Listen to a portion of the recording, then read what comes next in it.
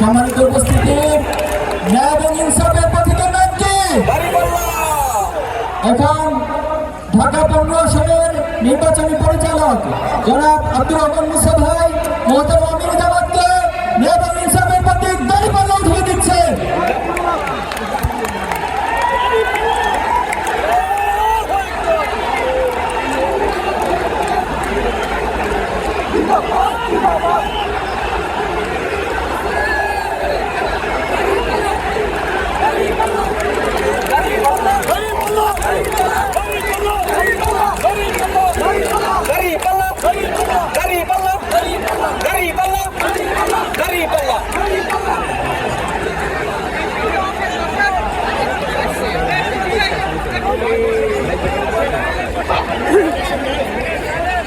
আসসালামু আলাইকুম ওয়া রাহমাতুল্লাহ।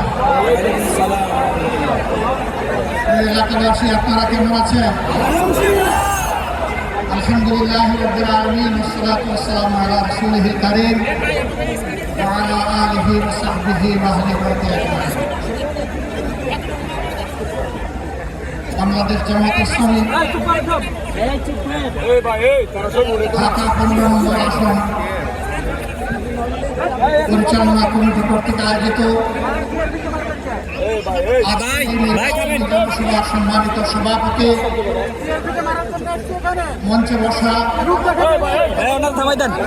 বিভিন্ন সংগঠনের শীর্ষ নেতৃবৃন্দ, বাংলাদেশ জামাত ইসলামীর কেন্দ্রীয় নেতৃবৃন্দ,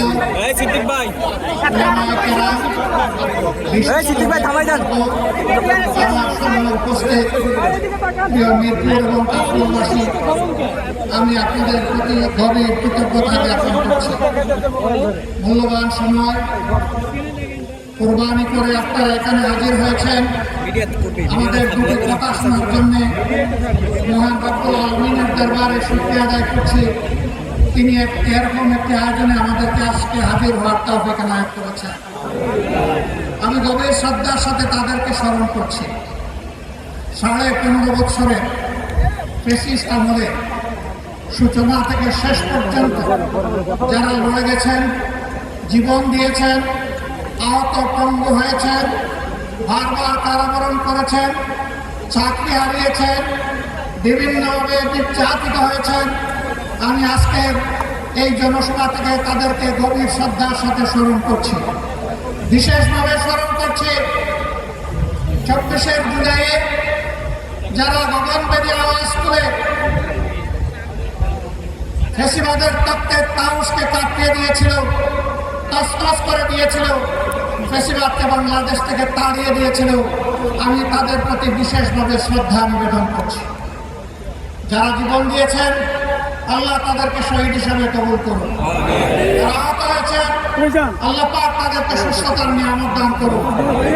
যারা দফায় দফায় কারাবরণ করেছেন, বিভিন্নভাবে নির্যাতিত হয়েছেন, রব্বুল ইজ্জত তাদেরকে দুনিয়া এবং আখিরাতে সম্মানে ভূষিত করুন। প্রিয় দেশবাসী, একটু আগে আমার হাতে একটা প্রতীক তুলে দেওয়া হয়েছে। এই প্রতীক বড় ভারী। এই প্রতীক হচ্ছে ইনসাফের প্রতীক। আমাদের সমাজে সব ধরনের বৈষম্য, দুঃশাসন, দুর্নীতি, এই সবগুলোর মূল কারণ হল ইনসাফ না থাকা। ইনসাফ যদি থাকতো তাহলে সমাজে দুর্নীতিবাজরা, লুটেরারা, ডাকাতরা ব্যাংক ডাকাতি করে জনগণের সম্পদ লুটপাট করে এই দেশ থেকে নিরাপদে পালানোর সুযোগ পেত না। দেশে দেশে তারা বেগমপড়া করতে পারতেন না।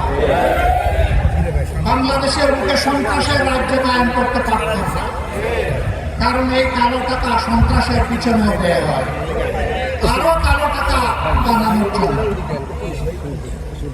আজকে আমি এখানে অনেকের মাথায় লাল টুপি দেখতে পাচ্ছি। এই লাল টুপিগুলো 15.5 বছরে রক্তে লাল বাংলাদেশের করুণ চিত্র। সারা বাংলাদেশ ফ্যাসিবাদের কবলে পড়ে ছোপ ছোপ রক্ত আর খাড়ি খাড়ি লাশের দেশে পরিণত হয়েছিল। বহু মা তার সন্তান হারিয়েছেন, বহু বোন তার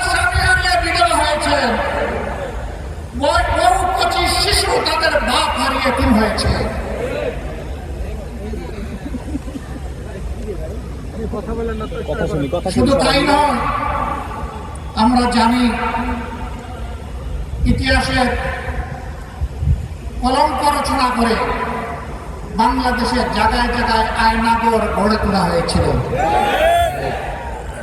আয়নাগরে থাকা মুসলিমরা এখানে আছেন, আপনাদের সামনে তারাও বক্তব্য রেখেছে।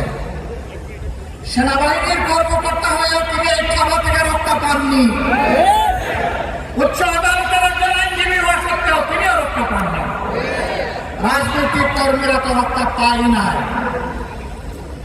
বহু মা এখনো তার হারানো সন্তানকে আর ফিরে পায়নি। বহু বোন তার স্বামীর অস্তিত্ব খুঁজে এখনো, বহু সন্তান এখনো বাপের আগমনের অপেক্ষায় আছে। আমরা জানি না তারা বেঁচে আছে কিনা, কিন্তু মানবিক হিসাব নিকাশ বলে সম্ভবত দুনিয়ায় আর তারা না। তাদের আত্মীয় স্বজনরা জানেন না তাদের খবরগুলা কোথায়। আমরা সেই দুঃখী পরিবারগুলোর প্রতি আজকে সম্মতি জ্ঞাপন করছি। সম্মানিত ভাই এবং বোনেরা, বাংলাদেশ আমাদের সকলের জন্মভূমি। আর এই দেশে আমরা ফেসিবাদের ছায়াও দেখতে চাই না। ফেসিবাদ এখন যদি নতুন কোনো জামা করে আমাদের সামনে আসে, 5 আগস্ট যে পরিণতি হয়েছিল সেই নতুন জামা পরা ফেসিবাদের একই পরিণতি।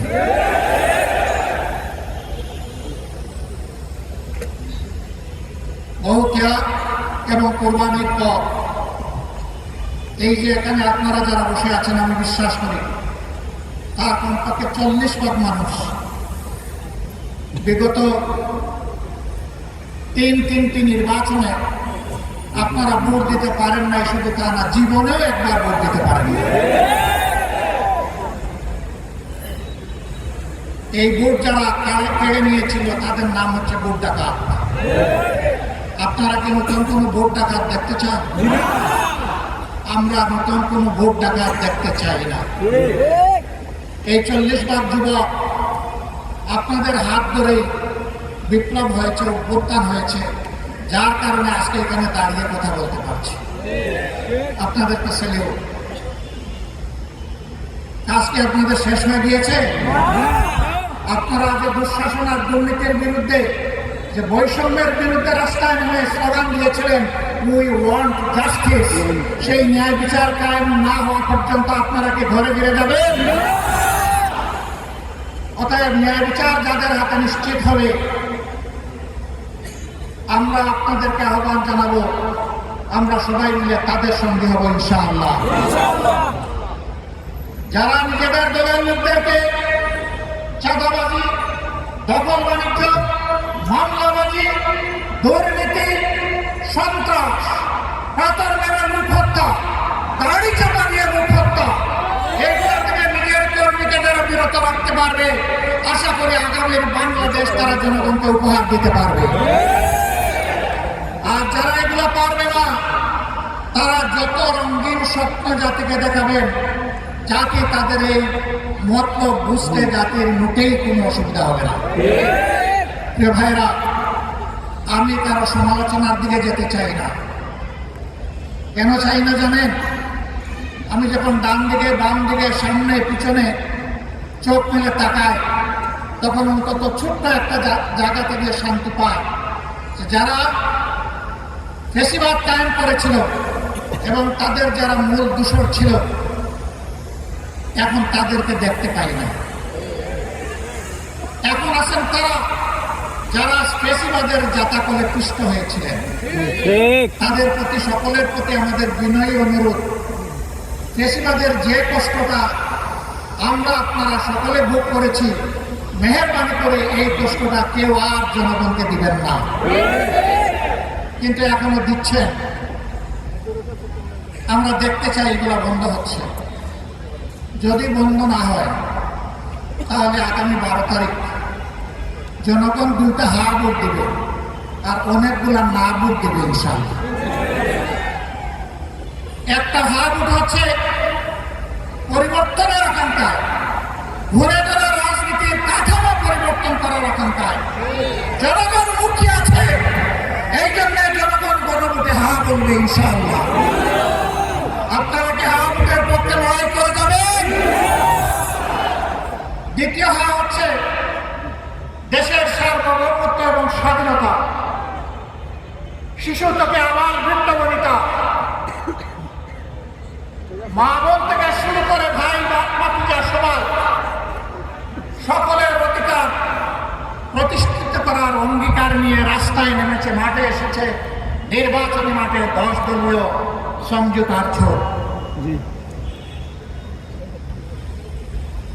এই 10 দলকে বিজয়ী করার মানে হচ্ছে আধিপত্যবাদের বিরুদ্ধে হা ভোট। এর অর্থ হচ্ছে চাঁদাবাজের বিপক্ষে হা ভোট। এর অর্থ হচ্ছে দখলদারদের বিরুদ্ধে হা ভোট। এর অর্থ হচ্ছে ফ্যাসিবাদের বিরুদ্ধে হা ভোট। এর অর্থ হচ্ছে ব্যাংক ডাকাতদের বিরুদ্ধে হা ভোট। এর অর্থ হচ্ছে মা বোনদের ইজ্জতের পর যারা হাত দেয় তাদের বিরুদ্ধে হা ভোট। এই সব মিলে একটা হা ভোট হবে। আজকে এখানকার এই আসনের প্রার্থী হিসাবে আমার হাতে পাল্লা তুলে দেওয়া হয়েছে। আমার সাথে 10 দলের আরো কিছু প্রার্থী এখানে আছে। আমি তাদের হাতেও আপনারা অনুমতি দিলে আপনাদের পক্ষ থেকে প্রতীক তুলে দিতে চাই। আপনারা খুশি আছেন? নাহিদ ইসলাম প্রথমে।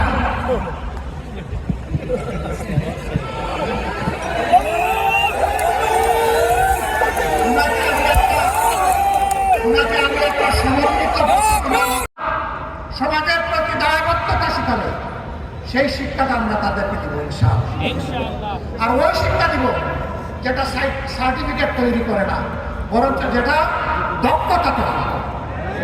সেই দক্ষতার হাত করে তাদের হাতে বাংলাদেশ তুলে দেব। তাদের হাতে খয়রাতি কোনো অনুদান আমরা তুলে দিয়ে তাদেরকে অপমান করতে চাই না।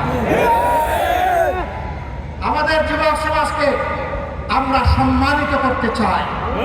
তারা দেশ গড়ার কাজে অংশ নিবে আর বুক ফুলিয়ে বলবে, আমি কারো অনুদানে নয়, বরঞ্চ আমি আল্লাহর দেওয়া সামর্থ্য অনুযায়ী আমার দেশকে আমি দিয়ে চলেছি, অবদান অব্যাহত রাখবো।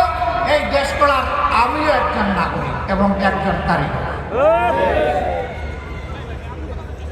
আমরা ওই ধরনের কোনো কার্ডের ওয়াদা দিচ্ছি না। 2000 টাকা দিয়ে একটা পরিবারের কোনো কিছু সমাধান হবে? আর আমার ভাই নাহিদ ইসলাম বলেছে তাতে আবার ভাগ বসিয়ে দেওয়া হবে। খাজনা আগে, তারপরে অন্যটা। 2000-এর 1000 আমার খাজনা, আমাকে আগে দাও, তারপরে তোমারটা তুমি বুঝে নাও।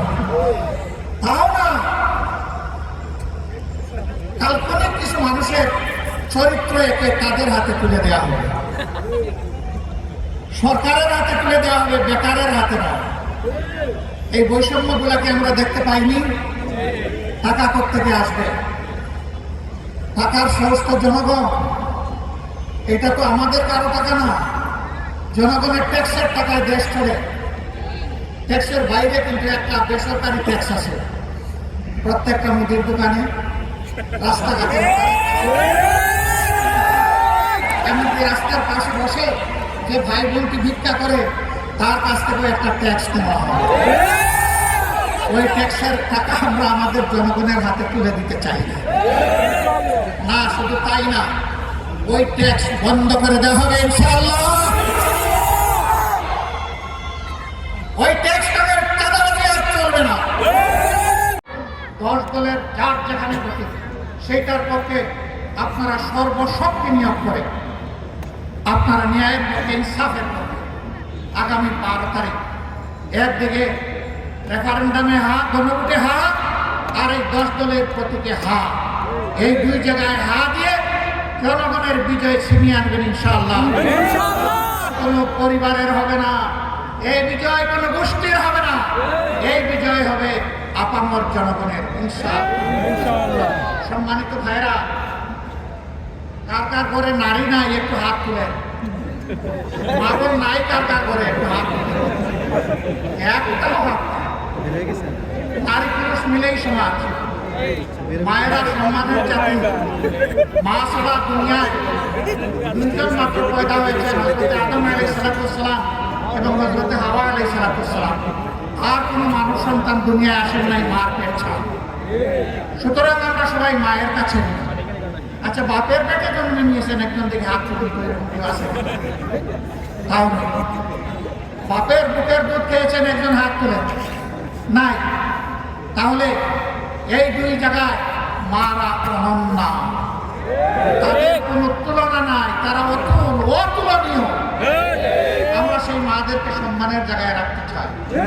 কর্মক্ষেত্রে তারা সম্মানের সাথে ইনশাআল্লাহ তারা তাদের দায়িত্ব পালন করবেন। সেই ক্ষেত্রে তাদের শতভাগ নিরাপত্তা নিশ্চিত করা হবে। রাস্তাঘাটে চলাফেরায় আমরা তাদের নিরাপত্তা নিশ্চিতে অঙ্গীকারবদ্ধ। যা করা দরকার, আল্লাহ যদি তার মেহেরবানিতে জনগণের মুখে আমাদেরকে নির্বাচিত করে সরকার গঠনের সুযোগ দেন, তাহলে আমরা তার সব কিছু করবো ইনশাআল্লাহ। নারী পুরুষ সবাই মিলে আমরা আগামীর বাংলাদেশ গড়ব। আল্লাহ তাআলা সেই বাংলাদেশটা আমাদেরকে গড়ার তৌফিক দান করুন। যারা এর বাইরে আজে বাজে কথা বলে জনগণকে বিভ্রান্ত করতে চায়, আমাদের মায়েরা, আমাদের ভাইয়েরা তাদের জবাব দেওয়ার জন্য যথেষ্ট। আমরা কিছু বন্ধুদেরকে বলতে চাই, মেহেরবানি করে মাদের ইজ্জত নিয়ে কখনো টান দিবেন না, তাহলে আগুন জ্বলবে। কিন্তু সব সহ্য করবো, মাদের ইজ্জতের ব্যাপারে বরদাস্ত করবো। এই জায়গায় সবাইকে সতর্কতা অবলম্বন করতে হবে। আপনাদেরকে ধন্যবাদ, আপনাদের শুকরিয়া। আল্লাহ তাআলা আজকে এখান থেকে যে নির্বাচনী প্রচারণা আমরা শুরু করলাম, আল্লাহ আমাদের অভিযাত্রা সহজ করে দিন, বরকতময় করে দিন। বাংলাদেশের জনগণের কল্যাণে যা দরকার তাই করার তৌফিক দান করুন। আখের আল্লাহ রাব্বুল আলামিন আমাদেরকে একটি নিরাপদ, মানবিক, বৈষম্যমুক্ত, দুর্নীতিমুক্ত একটা ইনসাফের বাংলাদেশ গড়ার তৌফিক আল্লাহ তাআলা আমাদেরকে দান করুন। আল্লাহ হাফেজ। বাংলাদেশ জিন্দাবাদ। 10 দলীয় ঐক্য জিন্দাবাদ। আসসালামু আলাইকুম ওয়া রাহমাতুল্লাহি ওয়া বারাকাতুহু।